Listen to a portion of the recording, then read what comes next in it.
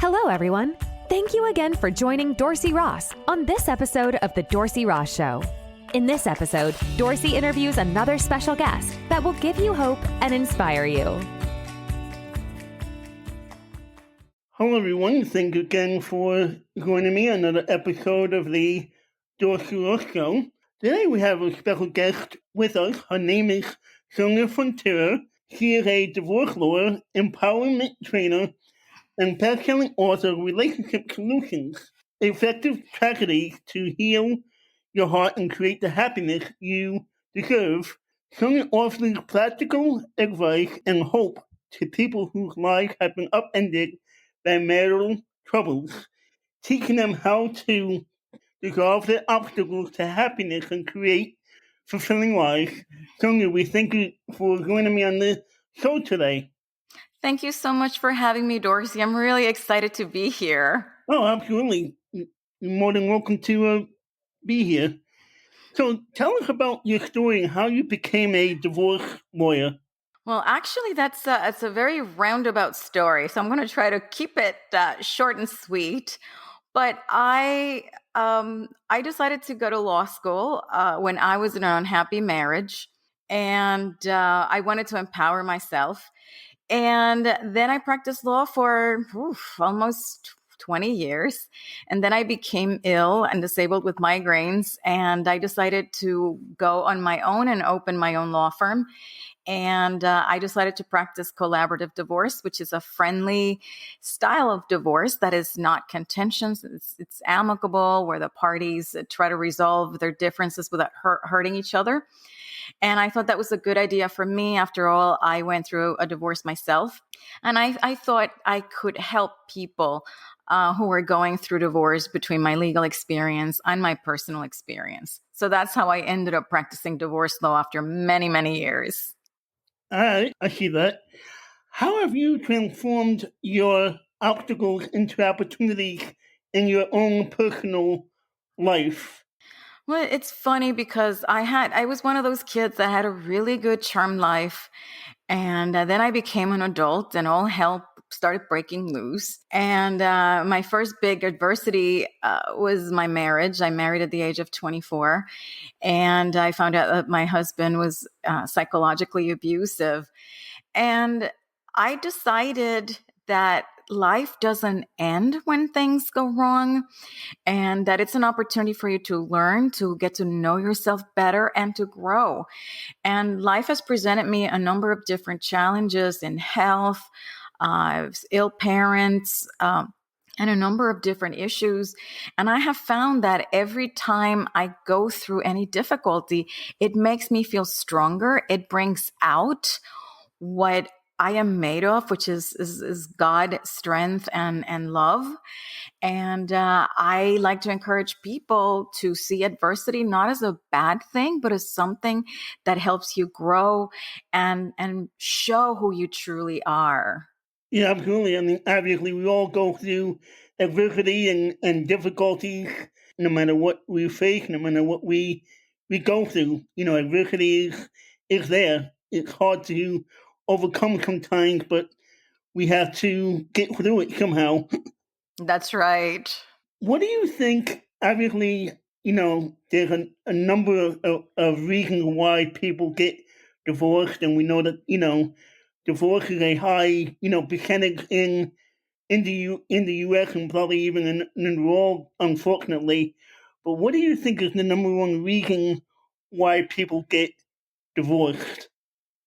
I think very often we get married for the wrong reasons or at the wrong time and under the wrong circumstances. And then we find out that marriage is not the ticket to happiness that we thought it would be, and that it would bring a certain script of happily ever after that we had concocted for ourselves. And then we find ourselves disappointed.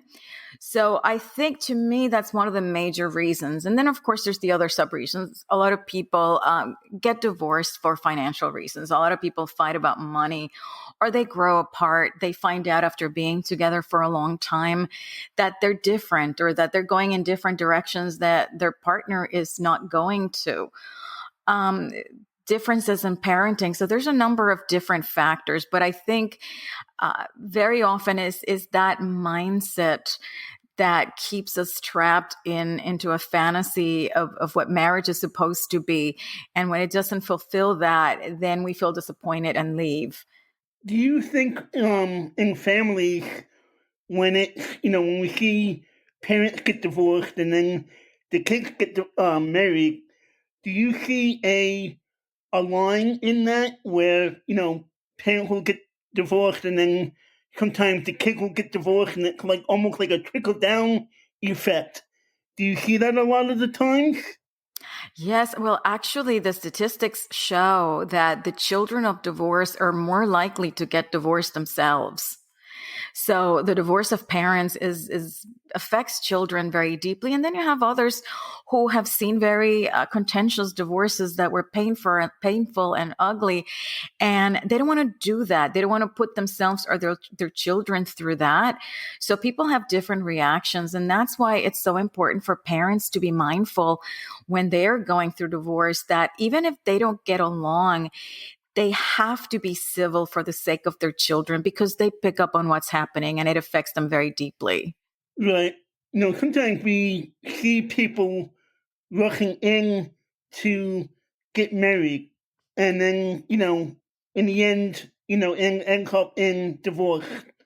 What would you say to people who are thinking about rushing into getting married? I think people need to think about it very carefully and explore the reasons why they're getting married.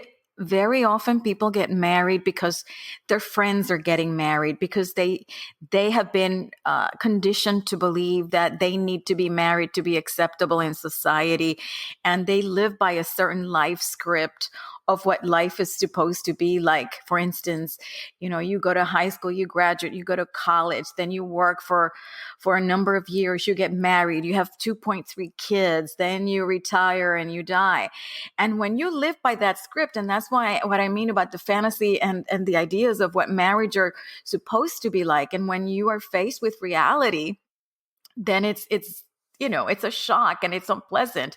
So for people who are considering getting married, I think they really need to explore before they do that. Why do I want to get married? And is this partner I have right now the right person for me to share my life with? Because very often, let's say, you're a woman in her 30s and you want to have a baby and the biological clock is ticking away. So you think you need to get married now. And then you marry whoever you're dating who may not be the right person for you.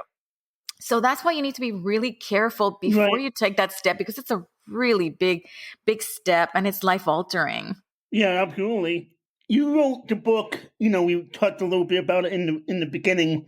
You wrote the book Relationship Solutions to Effective Tragedies to Heal Your Heart and Create the Happiness You Deserve. Tell us a little bit about that book and what made you write that book. Well, Relationship Solutions is my second book. My first book was Solve the Divorce Dilemma. Do you keep your husband or do you post him on Craigslist? And the first book was written for women who were on the fence. Because that was the hardest thing for me, being Catholic and being conservative. I didn't want to divorce, and I struggled with that decision, which ultimately I had to make. It was very important and necessary for my life.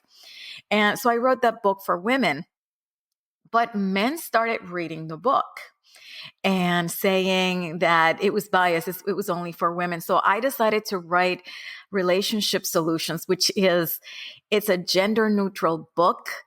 And it's for both men and women, for them to explore their relationships, what led them into their marriages, whether or not they can make them work.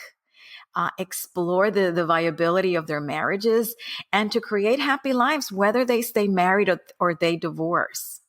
And if they do decide to divorce, to keep it amicable so that they can build on new lives without having that baggage of resentment and bitterness and anger. Right. Have you, as you mentioned that you're Catholic and you're conservative, have you ever, spoken to people that have come to you and said, you know, hey, look, maybe you could go back to, your husband or your wife and maybe even, fight for that marriage before, you're getting up and getting divorced. Well, I think, and I recommend it in the book, that you should really examine whether or not your relationship is viable, because you don't want to be a victim of divorce regret. Statistics show that between 32 and 50% of people who divorce regret having divorced and wish they had worked harder at saving their marriages. So unless you find yourself in an abusive relationship, in which case you need to put your safety first before your marriage, unless you're in an abusive relationship, I think it's worth trying to give it one honest shot and try to see if you can save your marriage. If your marriage cannot be salvaged, then end it amicably. But by all means, explore it. Don't do something in haste under the influence of any negative emotion. This is a very important step you need to make very carefully. Right, definitely. And, I think even, I'm not sure what it is now, but I know at one point, even in the Christian circles, the divorce rate was, maybe 40 to 50% of, Christian people were getting divorced as well. That's right. And it's now lower. It used to be 50, now it's closer to 40, and it's the millennials who are bringing it down because they're not getting married. Right. But it's a considerable number. It's almost a fifth, half of people who get married get divorced. So it's something that's become very commonplace. And I think that anyone who is in a position where their marriage is not working out the way they would like it to try to consider working on it before they take the divorce step. Is there a secret source to happiness in marriages or in relationships? I think to me, there's it's three aspects to it. First, for you to be happy, you need to believe that you and understand and acknowledge that you deserve to be happy. That's number one. And number two, you need to acknowledge that you are responsible for your own happiness. We think that our partners are supposed to make us happy, or we think that we're supposed to make ourselves either we're supposed to make our parent partners happy, or partners are supposed to make us happy. But we are responsible for our own happiness, and instead of putting that burden on the other person. And we need to also understand that we can create that happiness we deserve on our terms, and that having a relationship is something that enhances your life, but it's not something that you place you don't put the eggs on that basket of being married as your ticket to happiness. This is something that comes from within. And when you accept responsibility for that project of happiness, then you can bring in a spouse and create something wonderful. Yeah, definitely. Why do divorced people give in to the failed marriage myth, and how can people generate feelings of success while going through or recovering from a divorce? I think one of the most insidious programming, we get a lot of social conditioning and messages from society, but one of them is that if our marriage ends, it is a failure. And people just go through life after a divorce thinking that their divorces are a failure, or they stay stuck in relationships that are not good for them because they are afraid of being a failure. And divorce is not a failure, and a marriage that doesn't work is not a failure. It is a learning experience. And what we need to do is turn that around and try to extract the lessons from that relationship. What did I learn from my spouse?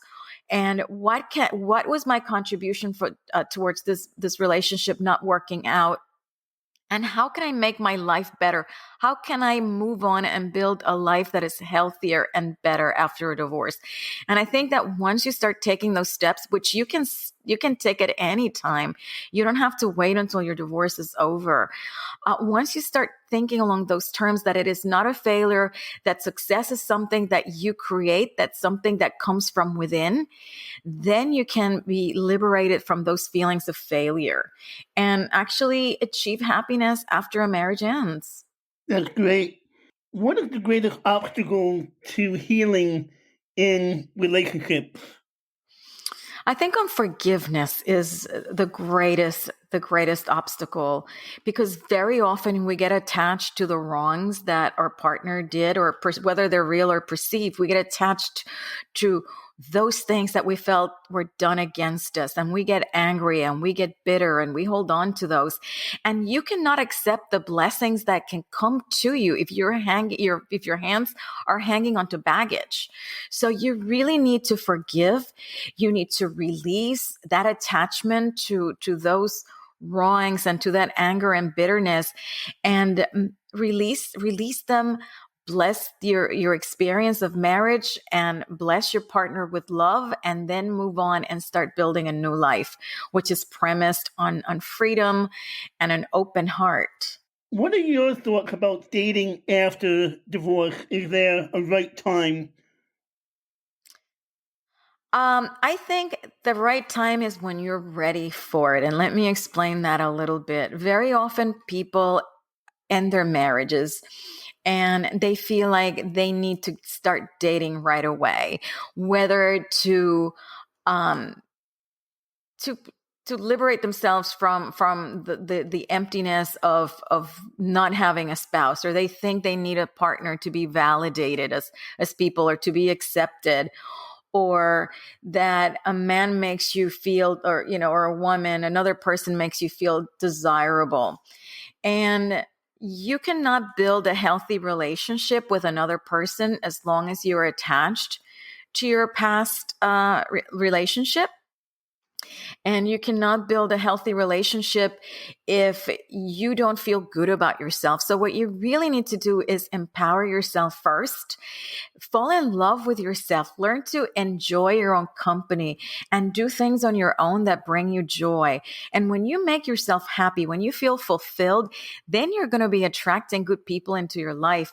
Because when you are hung up on your ex, you will be divorced to your ex instead of from your ex, and you will not be able to move on in real freedom. So get over your ex first. Right. And we definitely don't, like you're saying, we want to love ourselves, and we definitely don't want any type of toxic people in our lives either, because that's not going to help, you know, us love ourselves, or even, maybe even move on from, the past relationships either. That's right. And it's really funny because I tell people, do not talk about your ex, spy your ex, have these feelings of unrequited love towards your ex, or the possibility that you're going to get back together.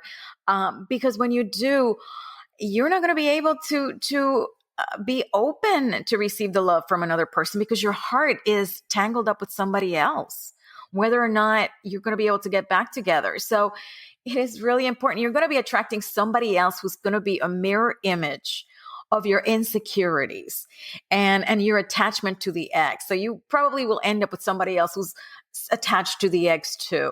And you'll never be able to have a real honest relationship with one another.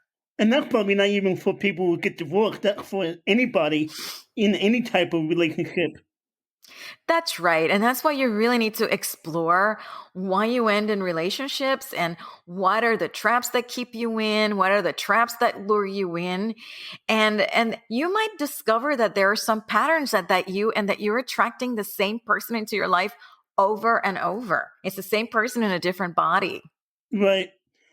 As we, get ready to end here, is there any advice that you have for, people out there, either thinking about, we talked about this already, but think about getting divorced, and maybe even getting ready to get married? I think it's really important to take emotional inventory. And like I said before, explore the reasons why you want to be in relationships, the reasons why you are in relationships. You really need to develop that awareness. And not only that, you have to explore how you interact with your partners, because that's also very important. And see if you notice any patterns of reactivity, picking people who treat you in ways that are harmful and toxic. So it's really key to start doing that, doing those things that help you get acquainted with your innermost thoughts and feelings. And I recommend, do some journaling, and ask yourself those important questions. And one thing that I do for my readers is I guide them through a series of questions that are going to flesh out what those innermost thoughts and feelings are, and those thought and behavior patterns that are getting them in trouble in relationships. And you can also identify those that make relationships better and repeat those. Right. Yeah. Where can people pick up your book? My book is available anywhere books are sold online: Amazon, Barnes & Noble, Walmart, Target, wherever books are sold. And I would love to offer a giveaway to your listeners. The first 5 who email me at Sonia@soniafrontera.com will receive a free ebook of relationship solutions. Oh, awesome. Well, thank you for that. And Sonia, thank you again for joining me on the show today. We greatly appreciate having you. I really enjoyed being on your show. Thanks so much for having me, Dorsey. Absolutely. Well, guys, thank you again for joining me on another episode of the Dorsey Ross Show. And until next time, have a great day. God bless. Bye-bye. Thank you again for joining Dorsey Ross on this episode of The Dorsey Ross Show. Please like, share, and tell others about the show. Also, please check out the other podcast episodes. And if you would like, donate to this podcast and buy Dorsey a coffee. Thanks again for tuning in, and we'll catch you in the next episode.